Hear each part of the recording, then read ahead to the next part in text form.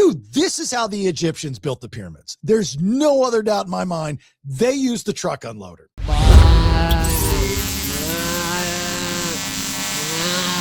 Before we begin, let's thank our great sponsors. And if you want information on how to become one, you can go to jasonbailey.com. Much love to Inspect All Pest Services, because bugs, termites, and critters, they don't belong in your house. Inspect All handles pest control, termite protection, and wildlife removal. Here's the number one reason to use them.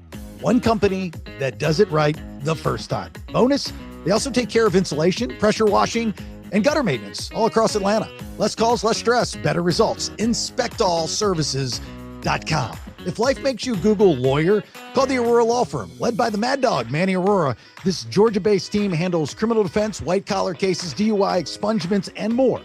Nationwide. Number one reason to call the Mad Dog, they know the system and how to beat it. The Aurora Law Firm, because oops needs backup. TheAuroraLawFirm.com. Life gets heavy. Stress, work, relationships, all of it. That's where Ridgeline Counseling can help. Led by Dr. David Markwell and a team of 10 therapists, Ridgeline offers in-person sessions at 3 of his Georgia locations: East Cobb, Marietta, and McKaysville, or virtual visits wherever you're at and most comfortable with. Number one reason to choose Ridgeline, you don't have to do it alone. Ridgeline Counseling. Real help when you need it. MarkwellTherapy.com. Power goes out, not at your house, if you call Alternate Power Solutions. They're a family-owned Generac generator dealer, founded in 2012, handling sales, installation, service, and repair for home standby and portable generators across Georgia and Tennessee. Here's the number one reason to use them. You don't pay a dime until the job is done and you're 100% happy. Every customer gets an upgraded warranty, free monitoring with a service contract, flexible financing, and they actually keep generators and parts in stock, plus an A+ rating with the BBB. All you have to do is call 770-853-7571 or visit poweringgeorgia.com for a free home assessment.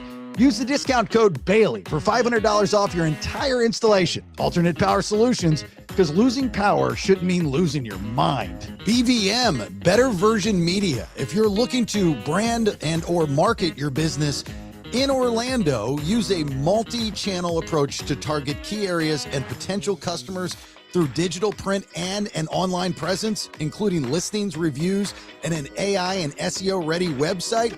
Well, get seen, get found, get chosen with BVM Better Version Media.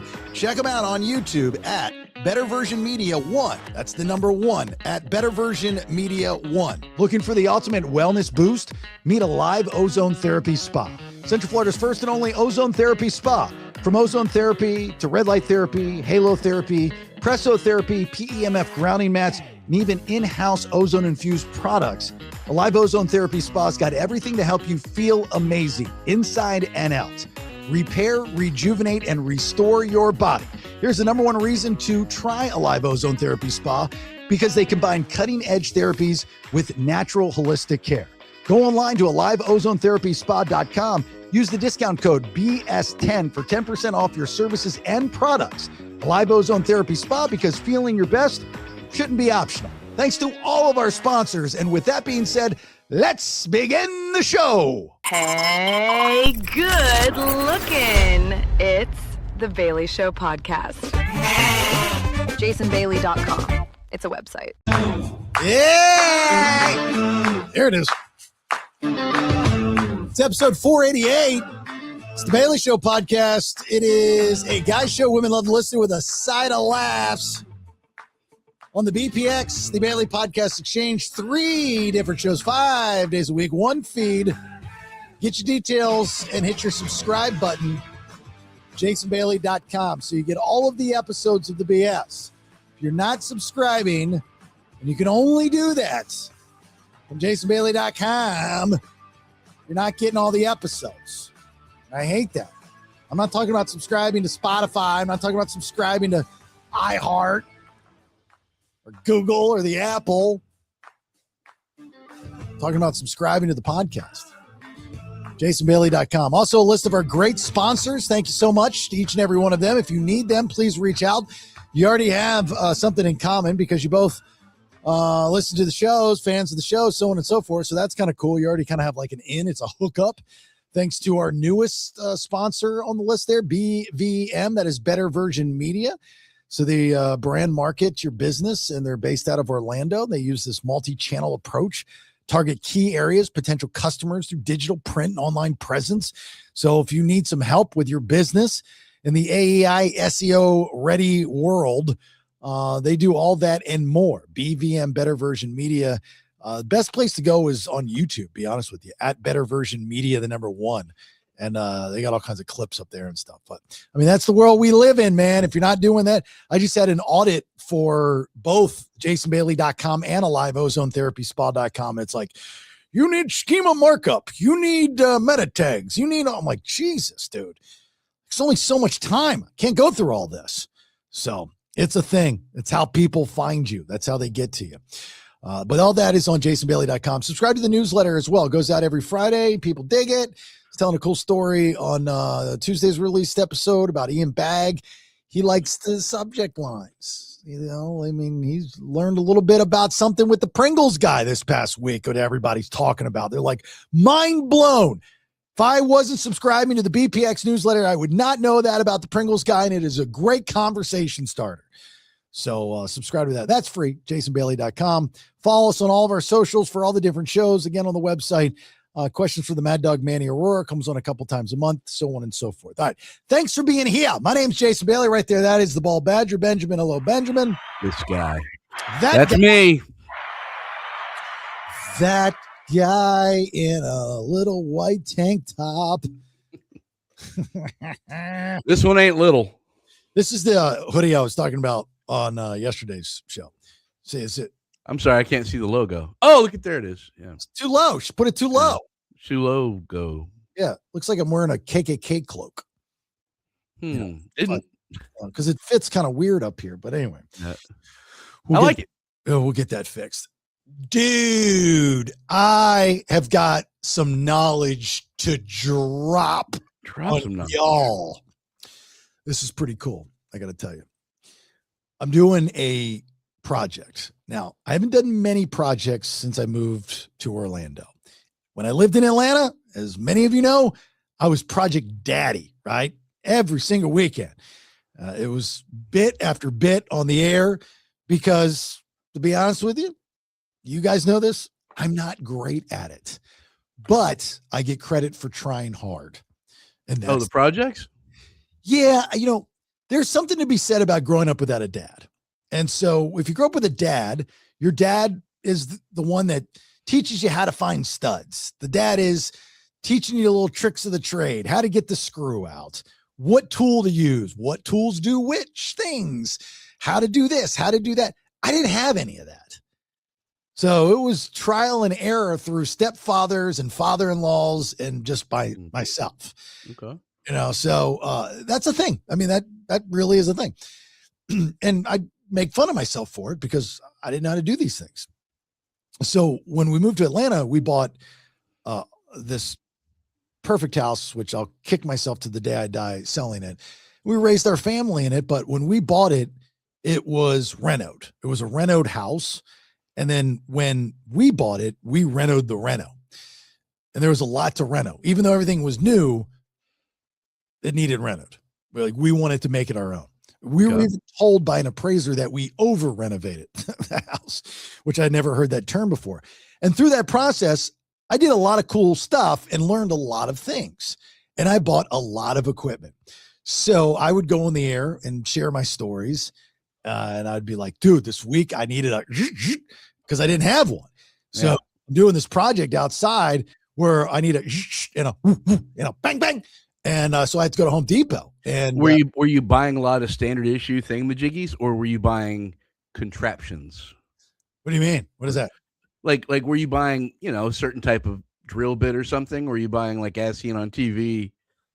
Oh, no. I was buying legit tools. Okay. I just didn't know what they were called or what they did. Yeah, so I would describe them by the noise. Tracks. Hey, look, I'm doing this pergola outside, and I'd save money, and I did a carport instead, but I'm casing it with 1x1s, but I needed and then I just, I didn't want to do so I went and bought a pretty inexpensive, and was able to get it done in a couple weekends. It was pretty good. People loved the bit. They loved the bit because it's me making fun of myself Was I role playing a little bit? Yes, but it was funny, and it was just a good bit. Anyway, I find it good that you knew what a pergola was called, but not a nail gun.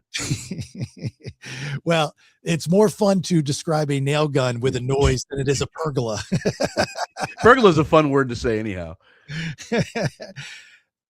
So we moved to Orlando, and we buy a house that really doesn't need much work done to it. I mean, there's things that we've done to put our own touches on, and I really don't have money to do anything for it. But going into this spring and summer, the yard needs some TLC. And the guy that owned it before, the couple, he was a landscaper, and he sold his company in New York and moved down here.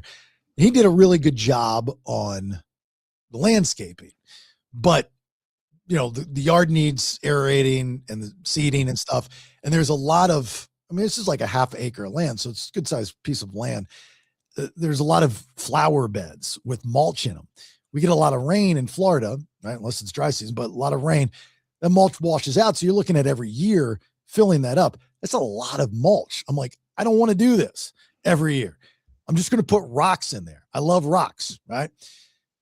Rocks can be expensive if you do like river rock and stuff, especially if you go to Home Depot and buy them by the go bag. I went with crushed concrete. You did go with crushed concrete. Okay. Right. Okay. So it's a thing. It's inexpensive. I'm paying $55 a ton for crushed concrete. That's like almost 2,000 pounds. It is 2,000 pounds a ton. And so I'm like, okay, well, what's the most inexpensive way to do this? So the yard projects consist of this: filling in all this area, which would be, I think a ton covers like 14 yards or something like that. And I'm going to need, I miscalculated. I thought I was going to need 4 tons. I'm going to need actually 12 tons. So I was off just by a bit. Yeah. Just outside. Just a little off. So like, okay, I'm going to get it delivered. And this place doesn't charge much for delivery. It's like $55 and it's not far from me, but I can't have them deliver it because I have pavers all around my house. Because the landscape guy. So if they deliver the rocks, they're going to crack my pavers. They can't pull up over the curb because they'll crush the concrete on the curb. So there's nowhere for them to drop this rock off. Okay. It's like, because if they could drop it off, then I could go rent I've done one of those before. Bucket loader? They're called mini skids. I know. Yeah, skid steer, yeah. Yeah. So they're a lot of fun to play with, by the way. I used one up in the cabin. They used to have one at Little 500 just so you get in and dig a hole and then fill it back up. It's pretty damn cool. Yeah. But I can't dump the rock anywhere. So I'm like, okay, I got to figure this out. So I find the rock place. I went to 2 different rock places, and I find the rock place that I need to go to. And they've got the crushed concrete, $55, very inexpensive. And they also sell sheds. So it's West Volusia Shed and Rocks. Okay. And they sell sheds on one side. They thought long and hard about the naming of this business. And they sell rocks on the other side. Yeah. It's just, put in the work. and it's like in an odd place off of a major road right by, like, I guess an interstate. Like it's in an odd spot. It's just in an odd spot. And there's like different ways you can get in, because and it's bigger than what you think. You got to kind of drive through, and there's mulch here and there's dirt here. And it's like one of those types of places. And sheds over there. It's like a little city, and you don't even see it coming. So I pull in the other week, and I go into the main shed, and I walk in, and this is their office. And there's a large tattooed man, good old boy, sitting down, looking at his phone.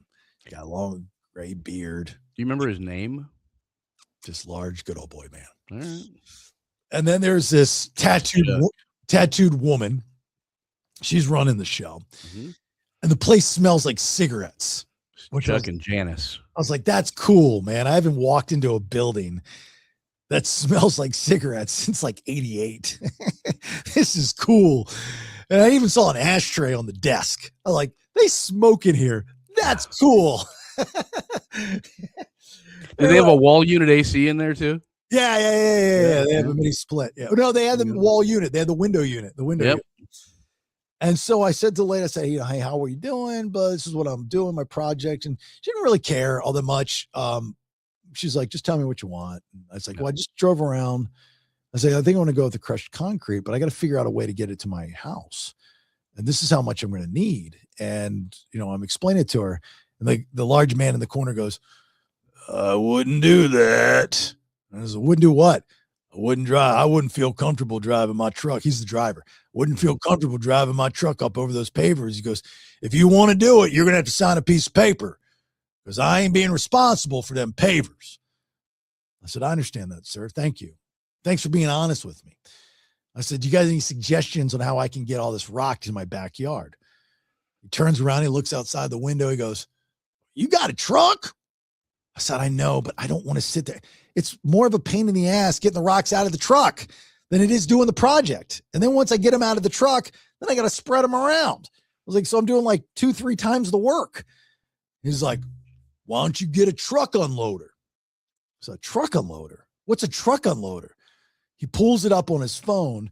He's like, we got a guy that comes here and swears by it. I said, what is it? He pulls it up on Amazon, and it's this gimmick, this attachment that you put on your tailgate that secures on, doesn't snap. It just secures on the tailgate. You can tighten it, but it secures on the tailgate. Like strappy? Well, it's got two kind of prongs that sit on the tailgate, and you push it down so it's nice and sturdy.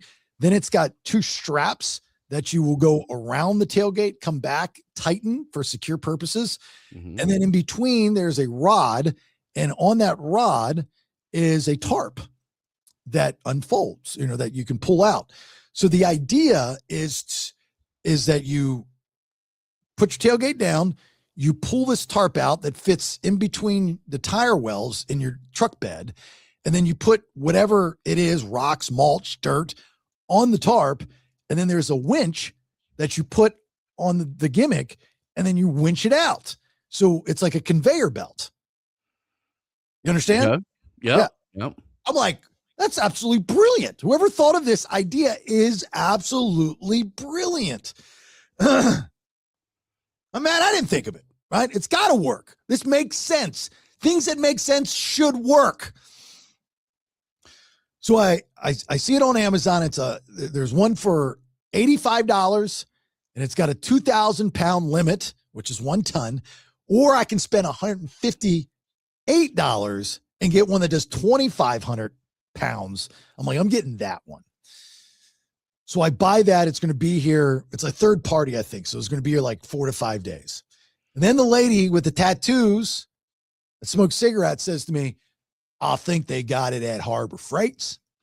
I said, well, I got a coupon for Harbor Freights. So I go to Harbor Freights, and they got it for $60 with a 15% off coupon. What's the tonnage? It's 2,000. But I think they're all the same. Like, it's one of those items that there's one that was made, and then the copycats just copied the same thing. Okay, so it's 6-minute abs instead of 7-minute abs? That's silly. You can't do 6-minute abs to 7-minute abs. So I cancel my order on Amazon, and I'm like, I'm saving myself $90. This is great. So I figure it out finally, and I put it on. There's a little learning curve. I got it on. I'm excited to use it. I can't sleep. I'm excited to use the truck unloader that I just purchased for $60 with my 15% off coupon at Harbor Freights. I'm going to get my crushed concrete from a rock project in the back. Can't sleep. It's like Christmas the next day. And I go and I walk into the smoke shed. I said, I want a ton of crushed concrete. She said, okay, just pull in the back. So I pull in the back. I pull my tarp out so it fits just the back of the bed. And I wait. And I put moving blankets on the side of my truck so it doesn't get scratched or anything. Let me tell you something, dude. This guy in the bucket dumper guy thing, he was good. Like, he's done it before, huh? Yeah, there was not one rock that got off the sides. This guy This guy was the hip snips, man. He was good. And he's even got a gimmick in his little truck dumper guy thing that tells you how much weight he's dumping. I didn't know that. Do you know that? So No. he knows that what a ton is. Okay. And he puts it in there, which I think is pretty cool. He also got that at Harbor Freight, probably. Probably Harbor Freight's got it all. This thing weighs rocks. So I'm excited. I got my rocks. I'm ready to go. It's going to be easy. I just put my little winch on and go. Boo! So I get home and my first dump was in an area that I thought would only take a half a ton. And it's got my banana trees. So I got my banana trees in the corner. I was like, I'm going to start there. Okay. I'm see what it looks. So I pull my truck in the backyard, redneck of me, back it up right there. I was like, I'm going to be smart. Put a tarp down. Gets on the grass. Be easy to flip up. It's good thinking. Get my winch on there. And I'm like, here we go. And I start to turn and I can't turn it because the tailgate keeps flipping up. Then I remember that there was another strap that you're supposed to connect to the gimmick, the truck unloader that connects to the bumper to keep the tailgate down. Okay. It doesn't work very well. So I'm like, all right, let me figure this out. And I grabbed a bungee, attached it to my tow hitch to the tailgate. That worked better, but still I put like some bricks on the tailgate to keep it down. That's the most important thing about this whole deal is that tailgate needs to not flip up because when you're winching it, you're pushing it up. It's trying to come back as you're okay. Yeah.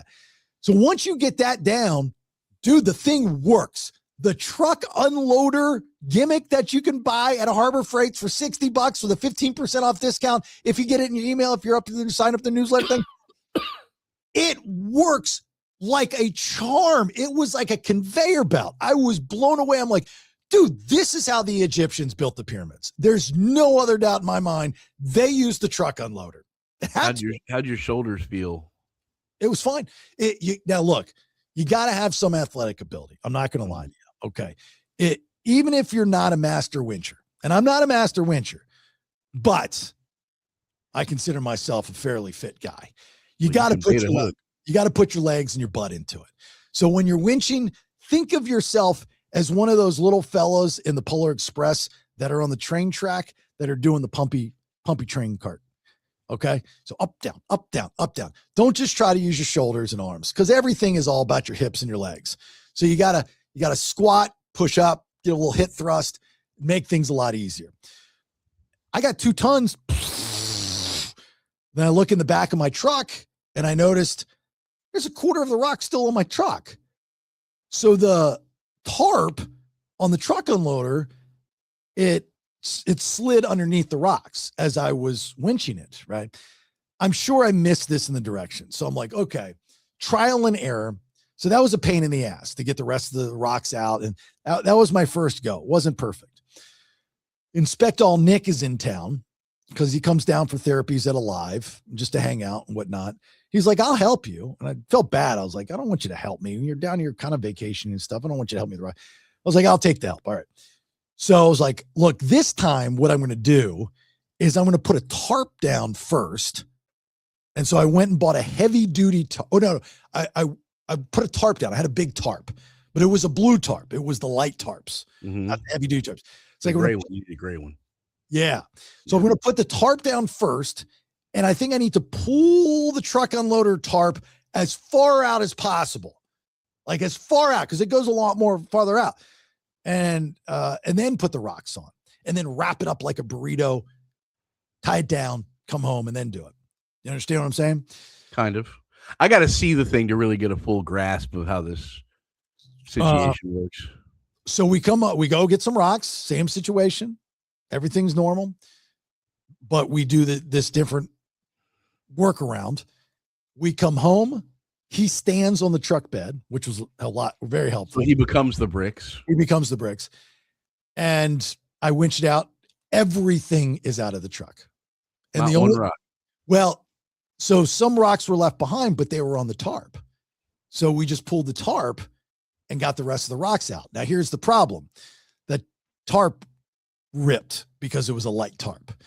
So back to Harbor Freights to get a heavy duty tarp. And they were on sale, which was great. And then we went for a third run. And this run was amazing because we added something really special. So the first two, we just winched out the rocks. So I got this big pile of rocks that I still have to distribute. Now, this other part of my backyard, I've got little spots in between plants and bushes. I don't need the whole damn thing there. I just need like a wheelbarrow full of these rocks in those spots. So I don't want to dump the rocks, pick the rocks up and put them in the wheelbarrow and then go back. It'd be much easier if I could just maybe fill the wheelbarrow up from the truck unloader gimmick. That's not a bad idea, Bailey. So I backed a little at a time. I backed the truck up on the third run to the backyard, put a tarp underneath, pull down the tailgate. The wheelbarrow fits right underneath the like you couldn't have made it any better, like just perfectly right there. And I'm winching the rocks from my truck into the wheelbarrow. The tarp on the ground is picking up the extra rocks. And then I'm doing wheelbarrow loads over to the thing. Did you buy a quad, a four-wheeler wheelbarrow? Yes, I did. I went, so I'm in for $170 for the wheelbarrow. I'm in for $30 for the tarp. I'm in for $60 for the truck unloader gimmick, which I would have paid $6,000 for now that I know how to work it. And then I'm going to be in for total probably about $700 for rocks. So all together collectively, just under $1,000 for that project, which I think is a steal, to be honest with you. I can go through a hand of poker for $1,000. And then the other part of this is I need to aerate and seed the lawn. Mm-hmm. So I asked my lawn guy, this guy's special. He was supposed to give me a price. He forgets. He's not a good business guy. Let's just put it that way. He just works. Anyway, he finally comes back to me with the price. Do you want to guess? So I have 21,000 square feet of lawn. Okay. You want to guess how much he wanted to charge to aerate the lawn and seed the lawn and provide the seed? You say 21,000 square feet? Yeah. Boy, you know how much I'm a lover of Mal Things math. I'm gonna say $4,200. Oh no, not that high. Yeah, I don't know. I'm just. Yeah, have you ever had someone seed your lawn like you had a price? Okay. So no, I'm taking total wag. He quotes me a price of $1,700. That's insane. That's a lot. That is insane. Like True Green charges $450, and I think that's high. To be honest with you. And I'm like, where did you get that number from? And he writes something, I couldn't decode it in his language, but he's like mentioning, you're going to need a bunch of seed. You can go online and bulk and buy. I went online and bought a 50-pound bucket, which is 30,000 square feet of seed for $150. The rest is just seeding. Aerating's easy. He's got an aerator gimmick to pull behind his lawnmower. That takes an hour. I mean, you're literally sitting on a tractor driving around. No big deal. I mean, I know it's time and I'll pay you for your time, but it's not hard work, and then you can go and rent a seeder behind your tractor if you want for like $100 for 4 hours. So I'd pay for that too. I'm like, here's the good news. It was not 4,200. So, hey, right. All right. Yeah. You're probably like, man, just do it for 1,700. That's a steal. I thought you were going to charge me. So anyway, this is nuts. I'll do it. I'll do it myself. I'll do it live. My neighbor is going to let me borrow his little tractor, and he's got an aerator. Okay. And then the neighbor across the street's got a seeder. So I'm getting away with doing my lawn for $150. Nice. So the whole project, under $1,000. You're going to have a funny hat on when you do it, aren't you? Absolutely. I'm a total bucket hat guy out in the yard. Yeah. Absolutely. That sunscreen. Sure. Absolutely. Yeah. And I enjoy this stuff. I just have to find time to do it. That's the problem. I just have to find time because I can't really do anything until later in the day.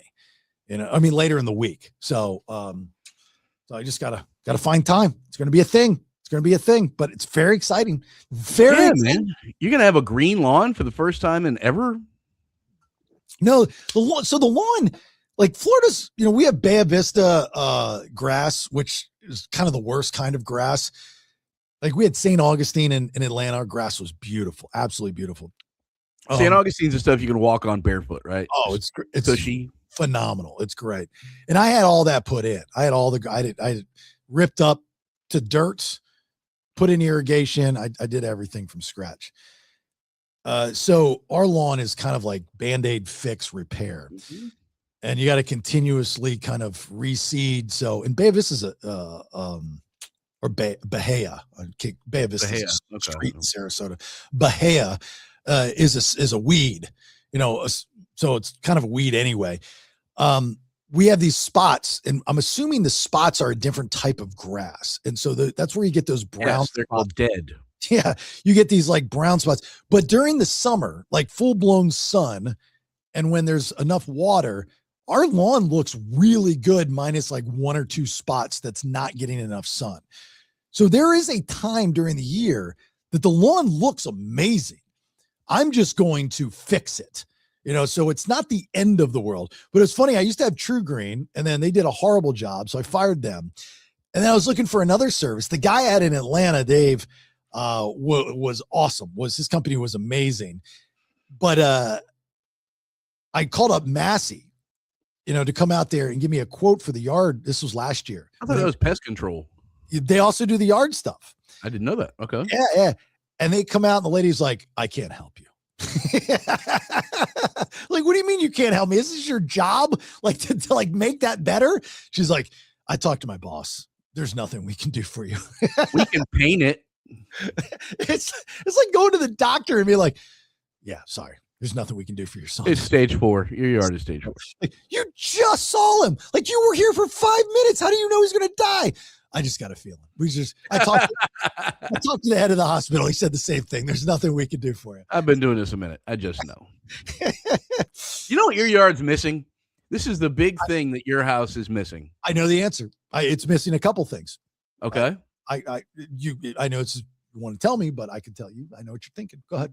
I want to see if you know exactly what I'm thinking. There's one key component that your yard is desperately screaming for. There's 3, actually. There's one in my head, but there might be 2 more that you'll add to it. So our water fountain in the back is not fountaining, and that drives me insane. Yeah. It's old, so the tube that goes up with the lady where, the water should be connected to and all that good stuff is broke, and I can't get it out because it's stuck to the concrete. So I haven't figured that out. That's one thing that the yard's missing. The other thing in the front yard, and I guess they used to have it, you can see the outline of it.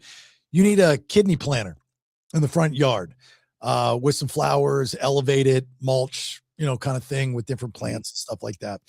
That's missing. That would also be nice to have a fountain there as well. Mm-hmm. There's 2 things. Well, is the fountain the third thing? Yeah, the fountain would be the third. Yeah, you totally missed my thing. So you didn't know what I was going to say. Well, I guess you got no shade at your house, man. You need a tree.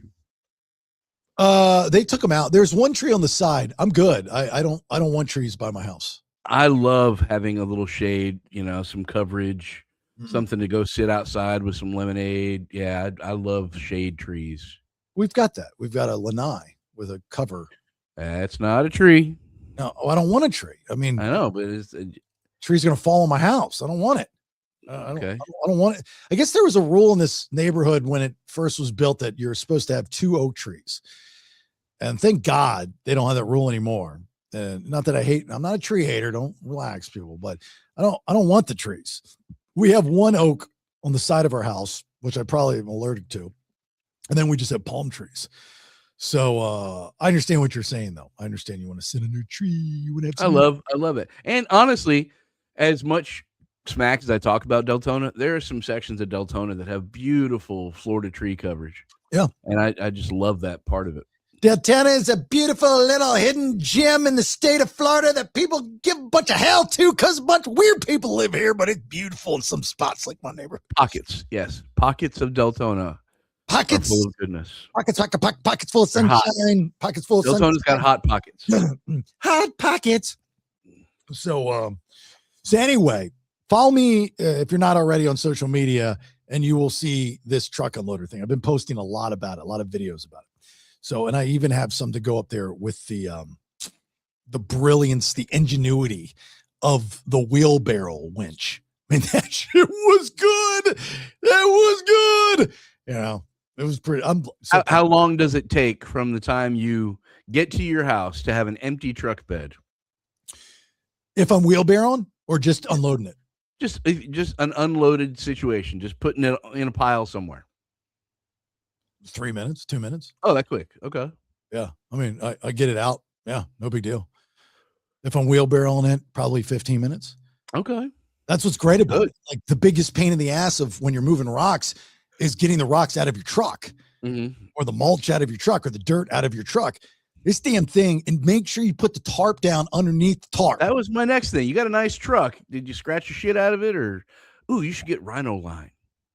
It's lined in the back. Oh, okay. Yeah, I have a spray. I have the spray liner in the back. Yeah, Rhino. Yeah. So yeah, but I the tarp. You have double protections. You have the tarp and then the other tarp. It's good. It's good, and you don't have to worry about any loose stones in the back, and it also covers up the crease between the tailgate and the bed, because when you get the rock stuck in there, that could be a pain in the ass. Now, I did break my tailgate during this process, but I think it was coincidental that it happened. It was just time for it to break. The bushing and the dampener broke, and that's bushing and dampeners. Yeah, it's a couple $100 fix too. Sucks. So actually, when your wobulator valve, that would have sucked. I'm up to $1,300 actually.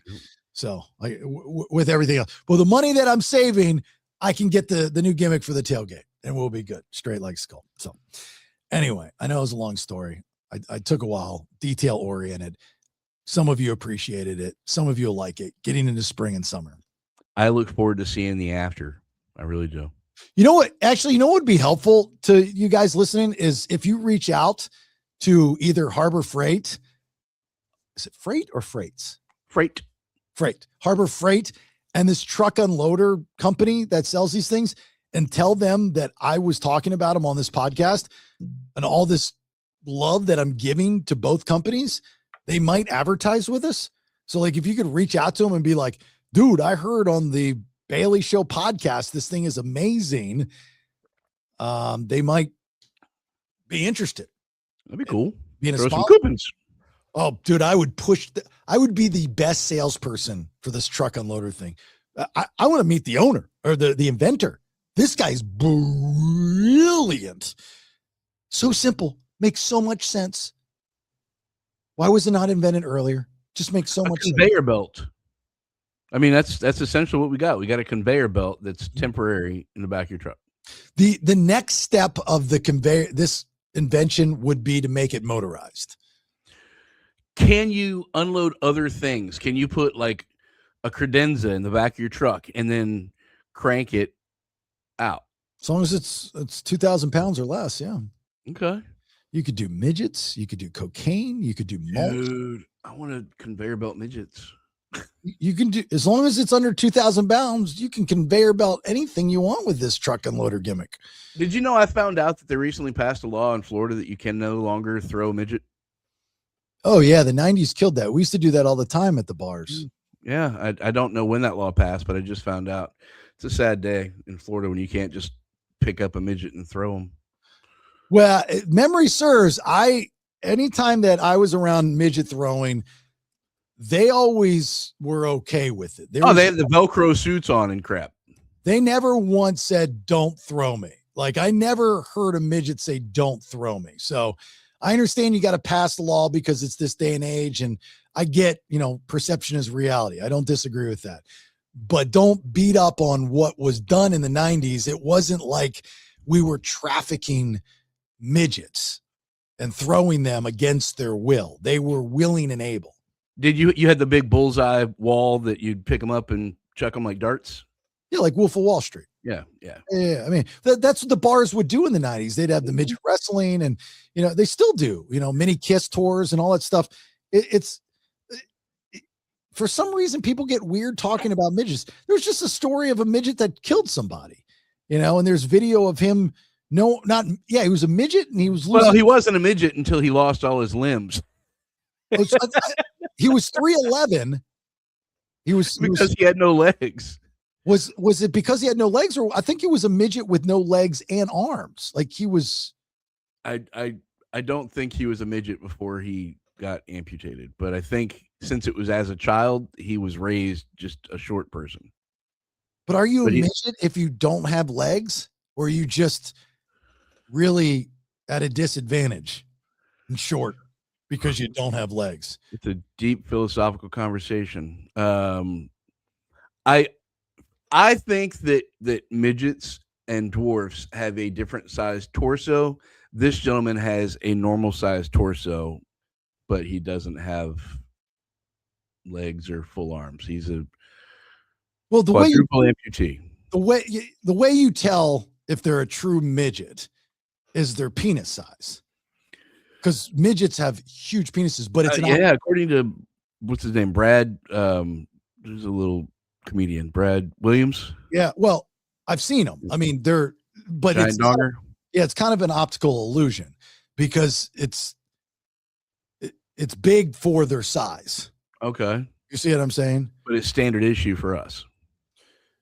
I think so, yeah. But you look at it and you're like, whoa, that's got a hog. Okay.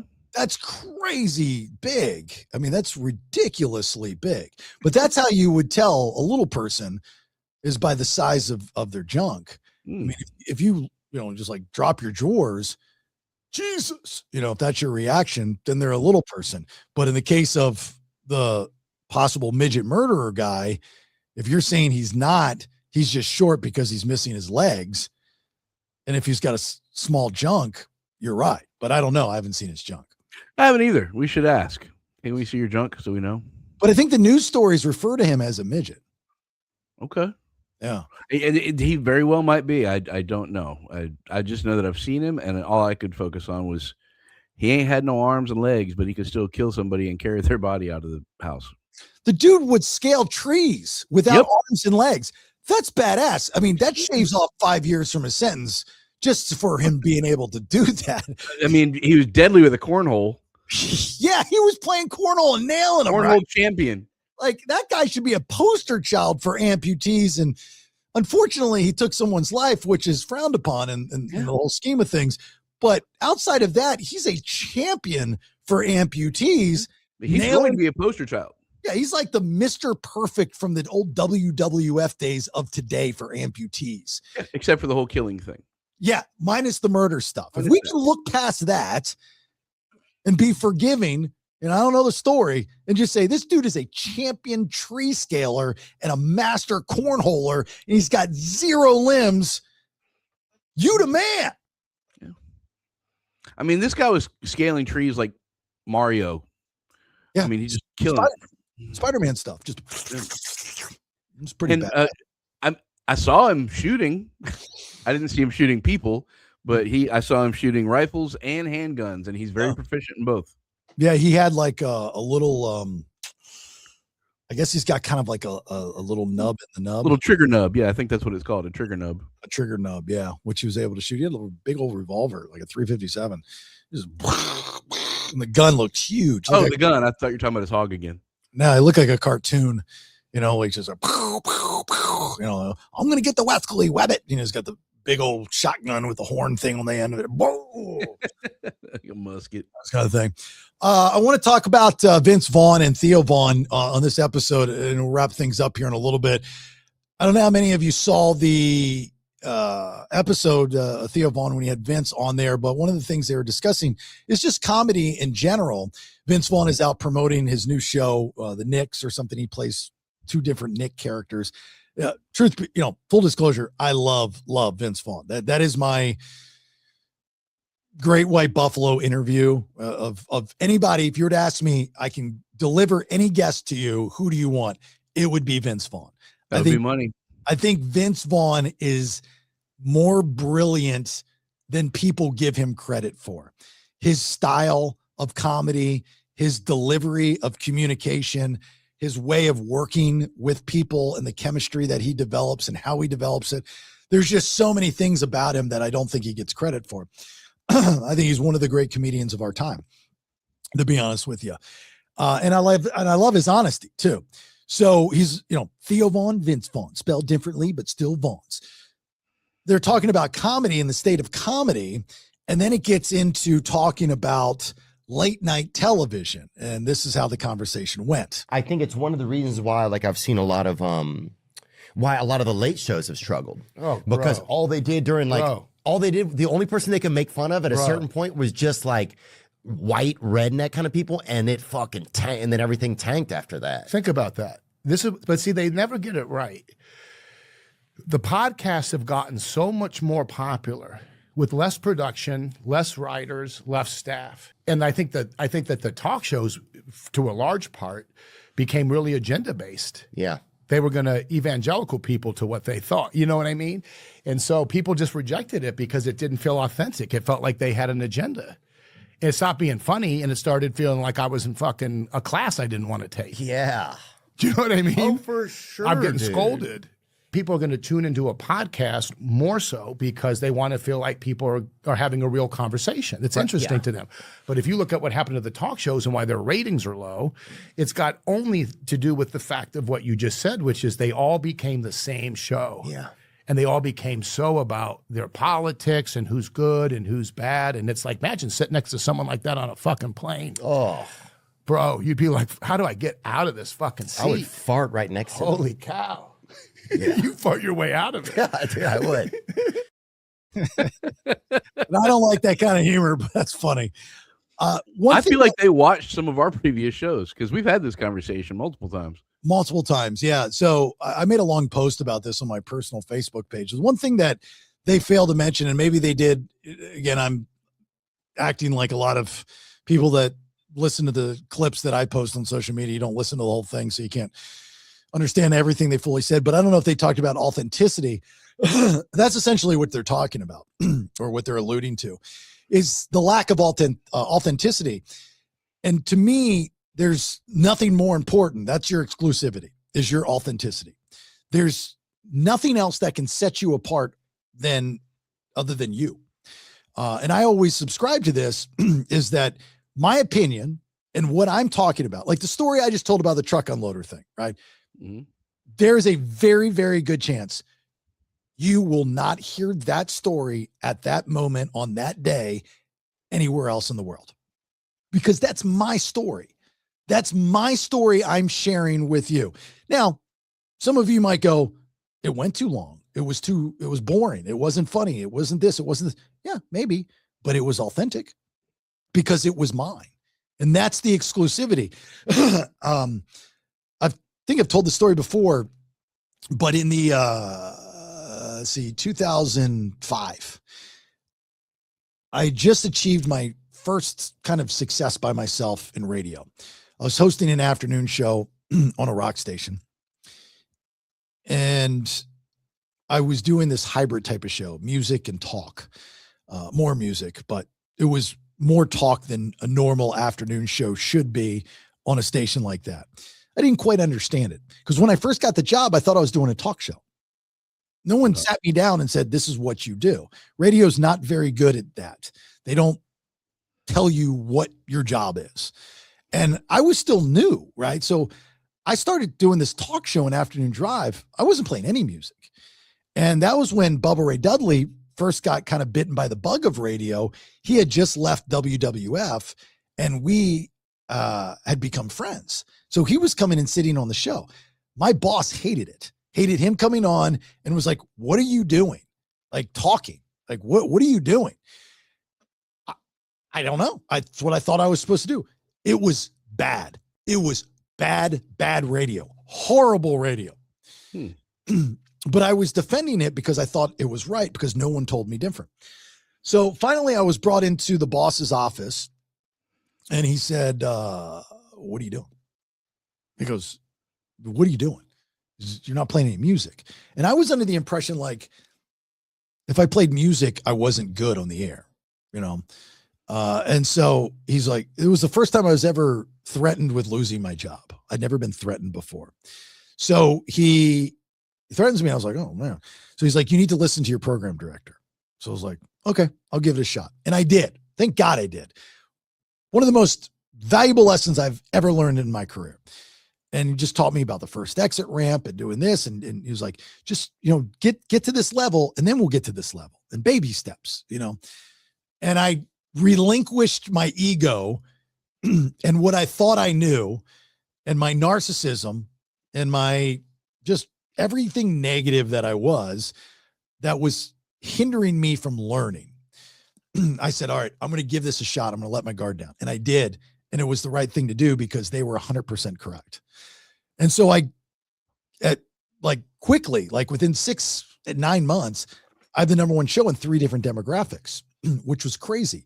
Now, you also have to remember during that day and age in the rock world, it was the last rock and roll revolution on radio, the new rock alternative, all these new bands, this new rock and roll sound that's out. Last time that it happened.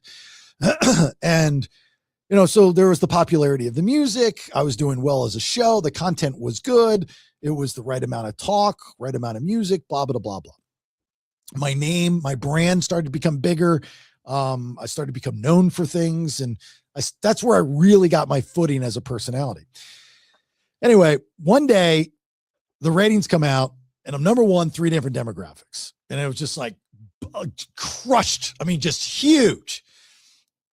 And in those days, I needed assurance. I was still thin-skinned a little bit. I was still I was not sure of myself. So I walked by the boss's office, chasing the hug. I was chasing the hug. And I said to him, I go, "Them ratings, man, those are pretty good ratings, huh? Not bad. I did what you asked. Show's sounding good." I'll never forget this. He was doing something on his desk, writing something. He looks up at me and he goes, "I wouldn't expect anything less." I was like, "Guys, that's so nice." I'm thinking in my head, I'm like, I made it. I'm getting the compliment from the boss. I did what I was supposed to do. I'm doing everything right. I'm off to superstardom in the radio world. And he says, "I wouldn't expect anything less. Right now, that music is hot."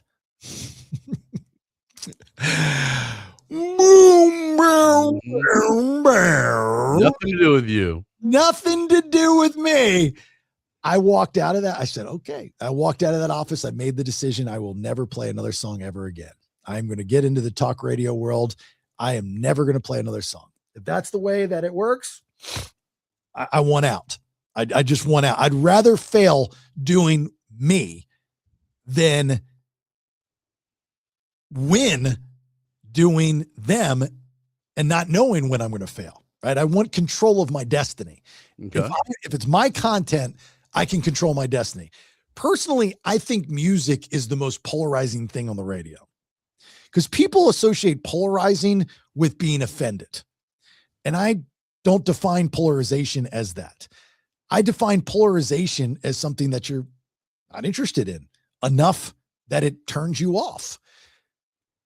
You listen, I mean, everybody's got their opinion of music, even if it's the same format. If you don't want to hear Nirvana's Rape Me at 6:45 in the morning, there's a good chance you're not coming back to that radio station. That's polarizing. If you're not into grunge music, I think music is more polarizing than someone that knows how to tell a story and talk, saying something that you disagree with, if they say it in a way where you understand why they agree with it. Authenticity. That's the point of the story. I knew I had to be authentic. That's where I learned me telling a story about a truck unloader, me telling a story about my wife, me telling a story about my kids, which I didn't have at the time, but a date that I went on. No one is as good or bad as the story may be. And I'll do my best to tell it and give it a lot of color and overemphasize things, and blow it up. But no one else is telling that story. Mm-hmm. So as radio progresses and evolves, they start telling talent, stop talking about yourself. Stop using words like I and me. That was a direct initiative to us. Don't use the words. This is coming from the know-it-alls, the talent coaches, the consultants. They're saying this to the talent. Don't use words I and me. Now, one thing I do agree with is that when you tell a story, to push it outwards. So it's not just always about you. You're telling a story, like if you notice when I told the story of the truck unloader, even though this isn't live and it's not interactive live, I still told the story and said things like, you've got to go. You should message me. I'm pushing it outwards. So I'm involving you in that. And I will use words like that. That's radio programming, being able to do that. That I agree with. But why not talk about me? Why not talk about I, right? The radio is against interviews on the radio. Well, a lot of that is because the people that you've hired don't know how to interview them. But an interview is going to go longer than 2 minutes at a time, right? In order to get somewhere, it's an organic conversation. They don't want organic conversations. They want it pre-recorded and chopped up so it can fit within 2-3 minutes. That's not a conversation. That's not authentic. That is pushing information about your horror movie or your rock show or so. That's all you're doing, is getting to what you want the audience to hear. Going back to Vince Vaughn, what he was saying, it was an agenda. Radio does the same thing as television.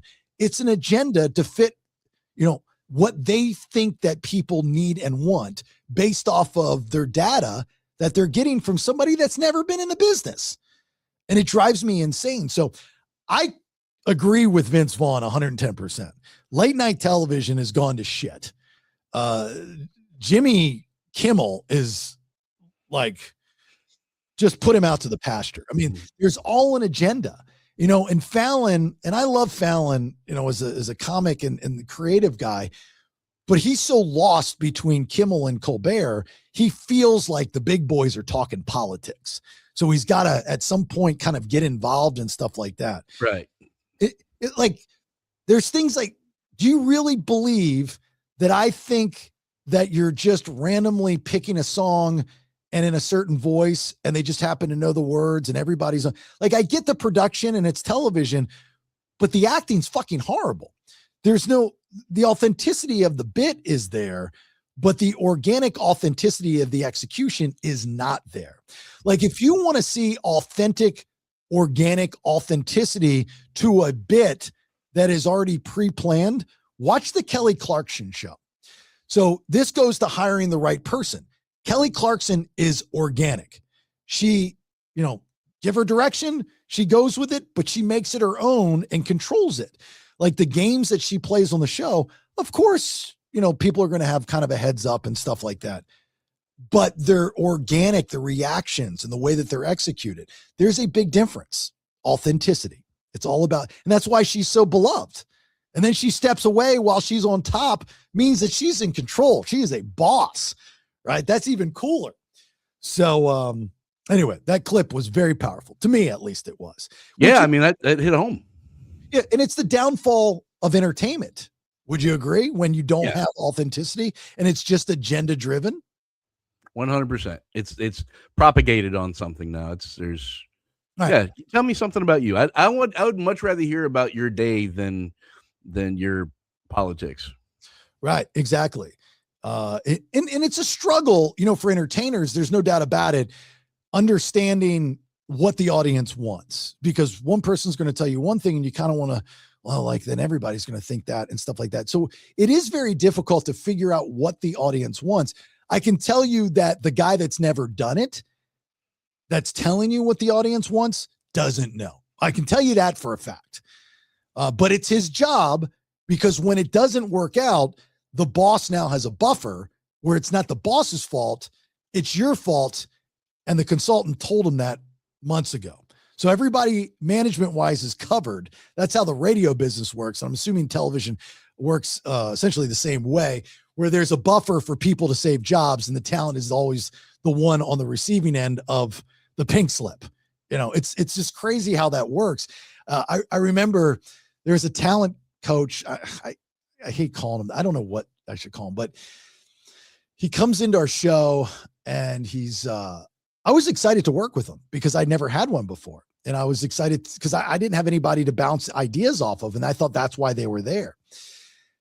But I learned that talent coaches and consultants are just there to be a buffer between you and management. Mm-hmm. So management doesn't have to deal with the issues, but they'll hear about the issues from a third party and they don't have to be hands-on. So the blood's not really on their hands.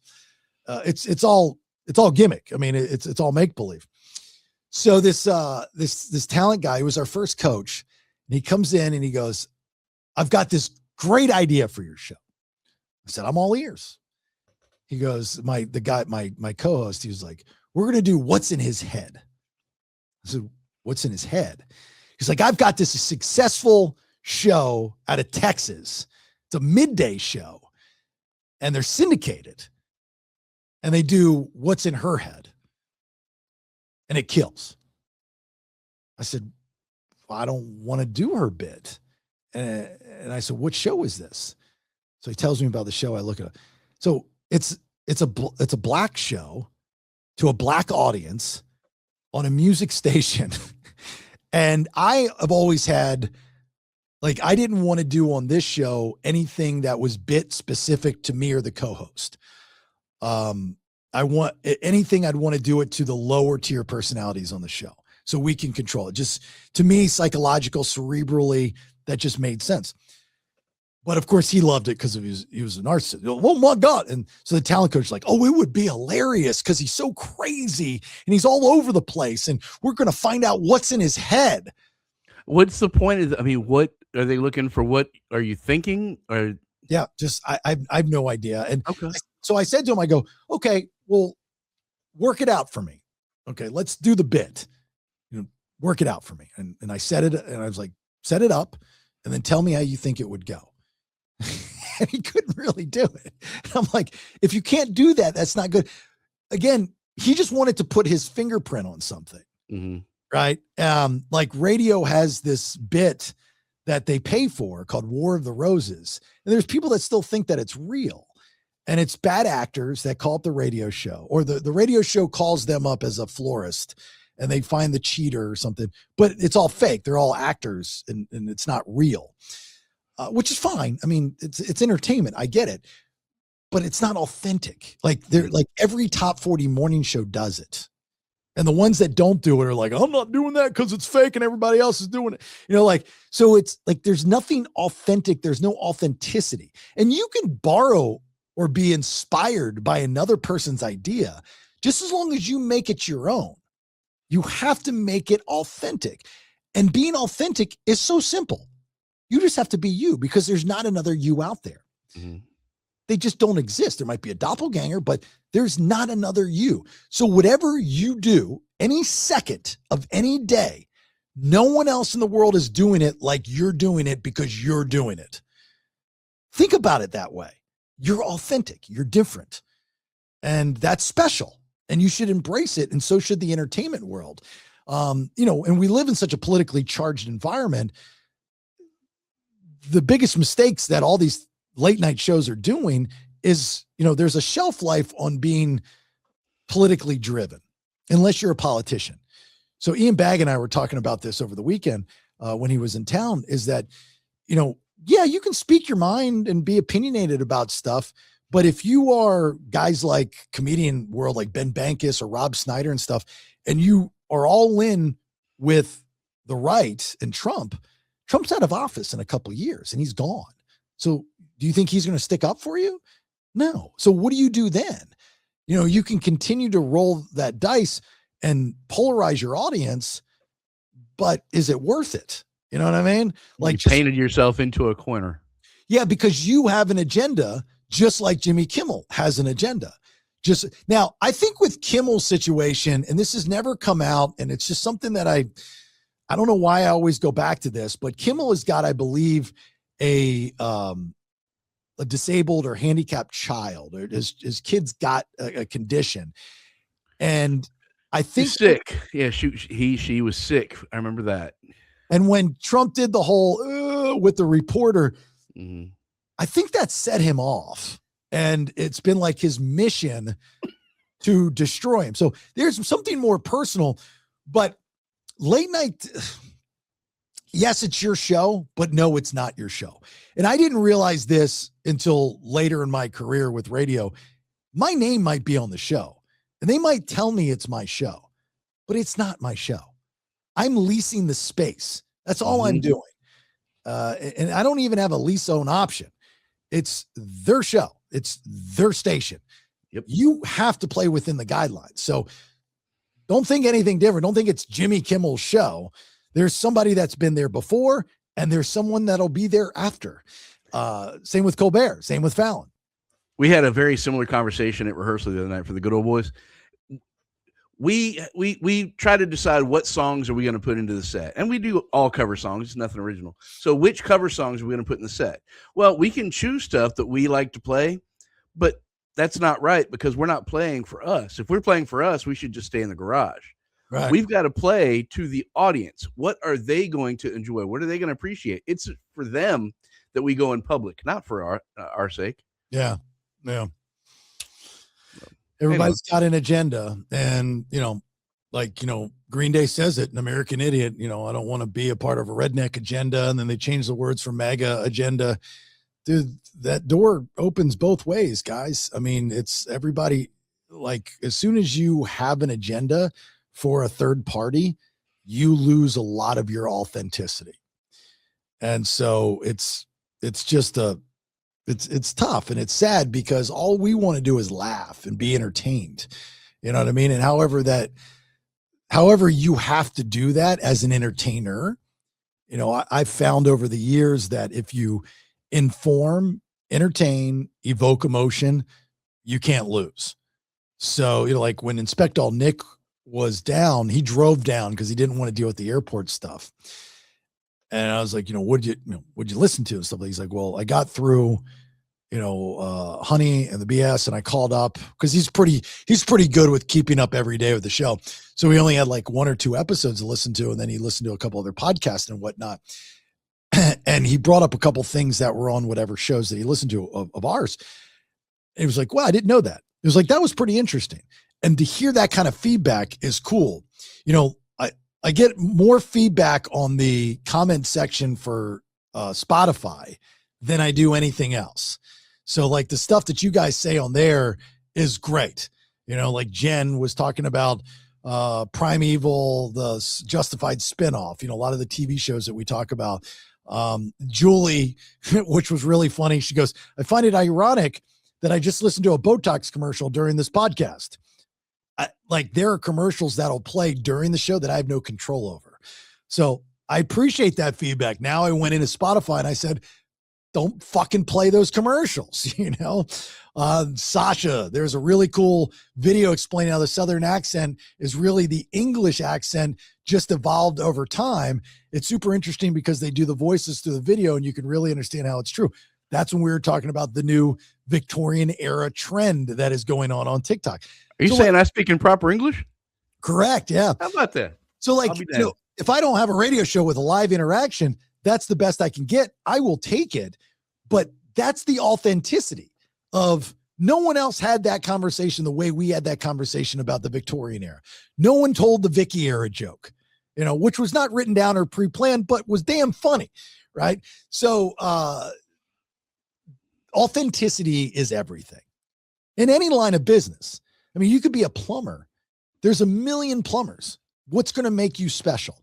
Why do you stand out? Why are you different? You don't have to dress up. You don't have to, do jumping jacks and wheel flips and stuff like this. Your authenticity is going to make you different. It's going to make you different to your boss, to your coworkers, and most importantly, to your clients. But what is that? Well, it's the 1, 2, 3 things that people love about you. No one else has those the way you have them.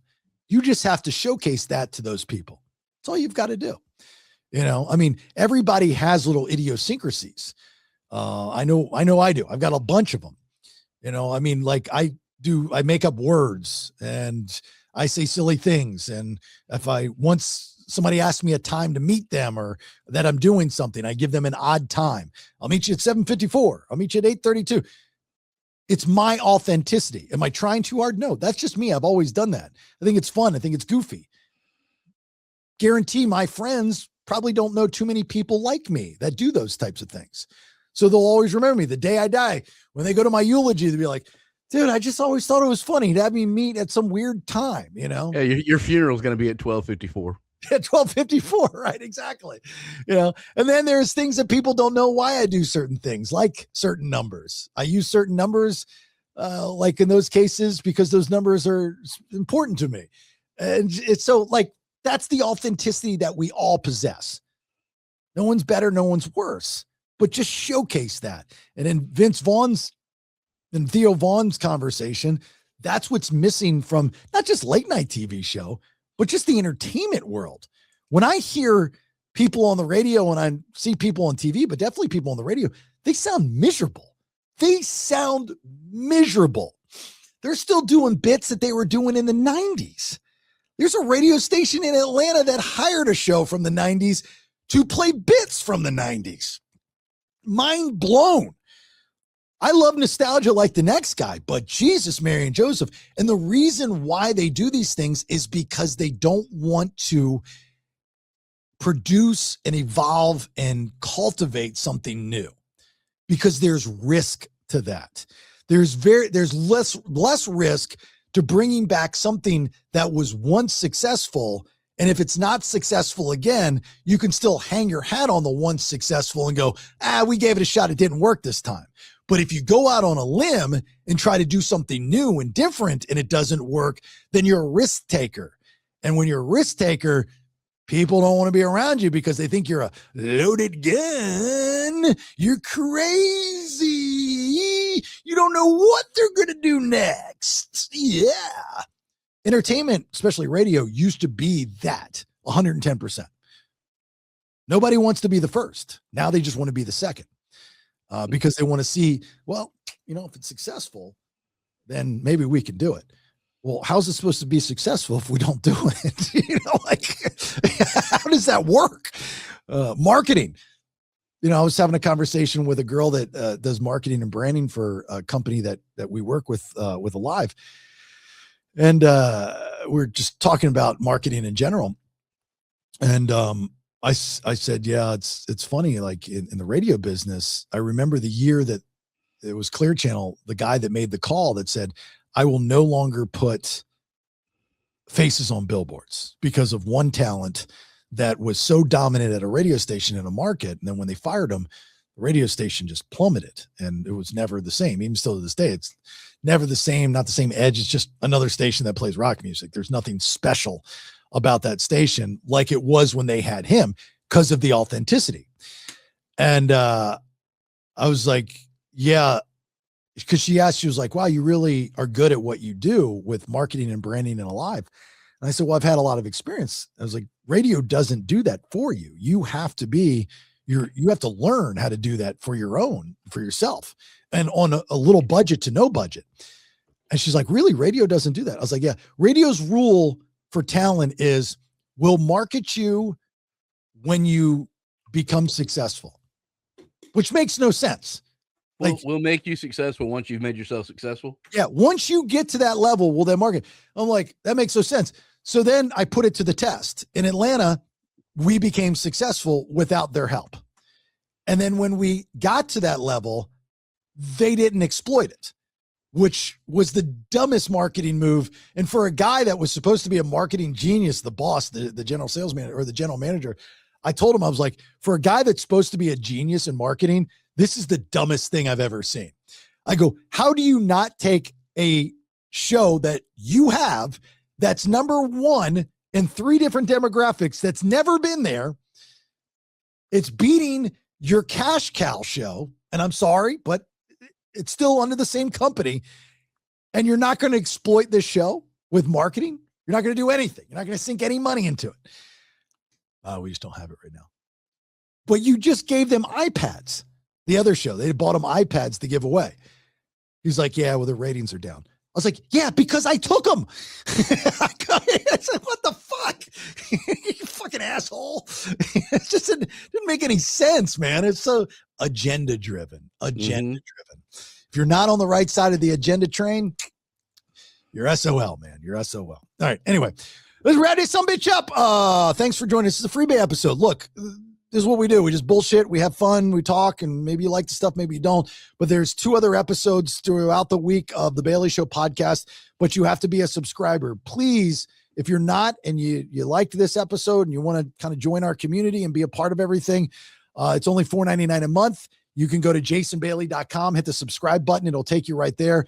And, you can cancel anytime if you want to get out or you can't afford it anymore. That's cool, but letting you know ahead of time. Thank you.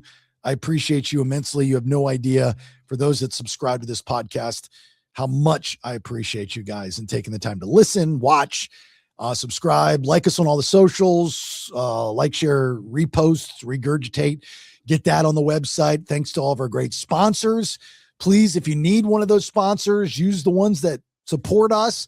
You already have an in, you already have a hookup, right? JasonBailey.com. Thanks to our one of our newest sponsors, BVM, Better Version Media, that's come on board. So that's pretty cool. Hopefully I'll have more news next week of another sponsor, possibly, that I can get this idea that I've had in my head for months accomplished. And it'll be pretty cool if it comes through, especially with this brand. This brand's really, really cool. Other than that, I'm good. Yeah, you got anything? Yeah, I asked a gay buddy of mine the other day to explain the whole LGBTQ shenanigans to me. Sure, yeah. You know, I could not get a straight answer. There you go. And he redeems himself. Get a ding. Boom. Get a ding. Yes. Tuesday's release episode. But this one, you get a bug. Dun-dun. Again, 70% of the time, 100% of the time, baby. Also, subscribe to the newsletter. Can't forget that. And the YouTube channel, please. I know it's a lot going on, but dude, it's helpful. And it only takes a couple minutes of your time. And I mean, if you really get mad at us, you can just delete everything. But for the time being, if you're not, just please do that. Like, you have no idea. Like, I would do it for you. Like, if you reached out to me, and I've had people do it before, actually, said, hey, dude, can you help me and like this page or share this page or something? I always do it. So you have no idea how helpful it is in this business for you to like a page, subscribe, definitely. I mean, that's the upper echelon of what I can ask you to do. But those little things, subscribe to the newsletter, read the newsletter, click on the links in the newsletter, all that kind of stuff. Use our sponsors, So anyway, all right, look, have yourself a great, safe rest of your day. If you're going to be doing some drinking, understand, I get it. If you had too much, please don't get behind the wheel of a car. I've lost way too many friends like that. Don't want to see happen to you. And sure the shit, don't be posting on social media or you will lose a lot of friends like that. All right, enjoy the shows the rest of the week. Talk to you soon. Bye. Hey, good looking. It's the Bailey Show podcast. JasonBailey.com. It's a website. Okay, this episode's over. Goodbye. 3 different shows, 5 days a week, 1 feed, details, and to subscribe, jasonbailey.com.